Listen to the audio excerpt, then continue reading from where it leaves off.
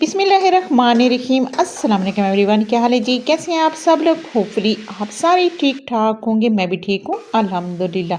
आज आपके साथ शनवारी मटन कढ़ाई की रेसिपी शेयर कर रही हूँ। अक्सर लोग क्या करते हैं जी, मटन कढ़ाई को शनवारी मटन कढ़ाई बोल देते हैं, लेकिन शनवारी मटन कढ़ाई टोटली डिफरेंट होती है दूसरी मटन कढ़ाई से, क्योंकि इसमें मसाले जाते हैं बहुत ही कम। जब आप एक दफ़ा इसको बनाएंगे तो खाने वाले दोबारा की फरमाइश ज़रूर करेंगे। तो जी स्पेशल रेसिपी है, ज़रूर देखिएगा। चलिए चलकर बनाना स्टार्ट करते हैं। वीडियो पसंद आए तो लाइक और शेयर कर दीजिएगा, और अगर चैनल पे नया है तो चैनल को सब्सक्राइब करना आपने बिल्कुल नहीं भूलना।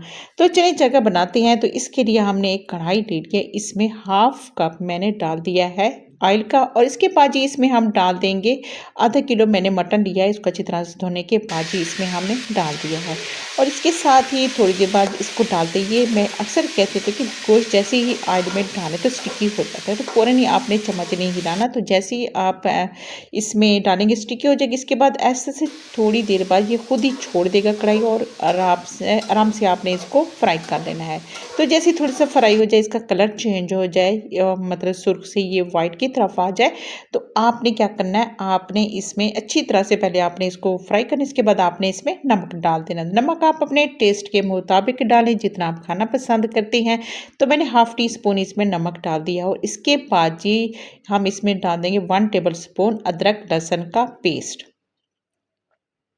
तो ये देखिए, अदरक लहसुन का पेस्ट डालने के बाद दोबारा हम इसको अच्छी तरह से भून लेंगे, ताकि नमक और अदरक लहसुन का टेस्ट का जो फ्लेवर है, अदरक लहसुन का जो फ्लेवर है वो सारा इसमें आ जाए। इसके बाद ही हम इसमें डाल देंगे जितना इसके गलने के लिए रिक्वायर्ड है। तो 2 गिलास मैंने इसमें पानी डाल दिया, और इसको गलने के लिए छोड़ देंगे।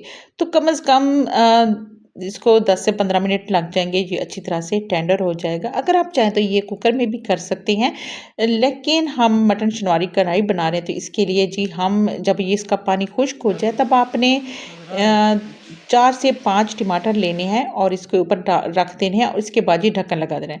अब आप कहेंगे तो ऐसे भी हम इसको टमाटर डाल सकते हैं, लेकिन जो टेस्ट जो फ्लेवर मज़ा इसके साथ आता है, इसको इस तरह जब हम स्टीम देते हैं इसको टमाटर को, तो बहुत ही बेहतरीन टेस्ट आता है। तो हमने टमाटर हमारे अच्छी तरह से ये स्टीम्ड हो गए हैं, तो इसको जब चम्मच के साथ करेंगे और इसको मिक्स कर लेंगे। इसके बाद जी अच्छी तरह से इसकी भुनाई करेंगे। इसको अच्छी तरह से आपने मैश करना है टमाटर्स को, और जब ये नरम हो जाएंगे तो अच्छी तरह से, क्योंकि नरम है स्टीम किए हुए हैं, तो अच्छी तरह से ये हो जाएंगे। और इसके बाद ये आपने अच्छी तरह से इसकी भुनाई कर लेनी है।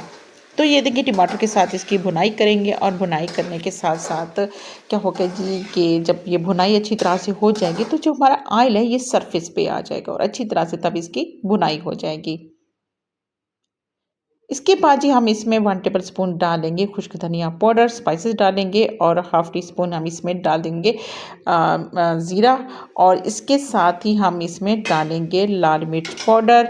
तो ये देखिए, और इसके साथ ही हम इसमें हल्दी डाल देंगे, और इसको अच्छी तरह से इसकी भुनाई करेंगे। यहाँ हमने भुनाई की कंप्रोमाइज़ नहीं करना, क्योंकि इसमें स्पाइसेस बहुत कम जाते हैं, तो इसकी आपने भुनाई बहुत अच्छी तरीके से करनी है। और जब आप इसकी अच्छे तरीके से भुनाई कर लें, तब आपने इसमें 3 टेबलस्पून आपने दही डाल देना है, और इसके साथ ही इसी दोबारा आपने इसको भून लेना है। दही में अच्छी तरह से ये टेंडर हो जाएगा, दही अपना पानी छोड़ेगा, और इसके बाद जी आपने इसमें सब्ज़ मिर्च डाल देना है, और जी हमारी बिल्कुल तैयार हो गई दोबारा भुनाई करने के बाद जी। इसके बाद जी आप एंड पे इसमें डालें गरम मसाला, और हाफ़ टी स्पून मैंने इसमें गरम मसाला पाउडर डाल दिया, और इसके साथ ही इसमें अदरक कट कर जुलियाँ कट कर के डाल दिया। तो बहुत ही मज़ेदार टेस्टी बन के तैयार होते हैं। चलें जी, फिर मिलते हैं। अल्लाह हाफ़िज़।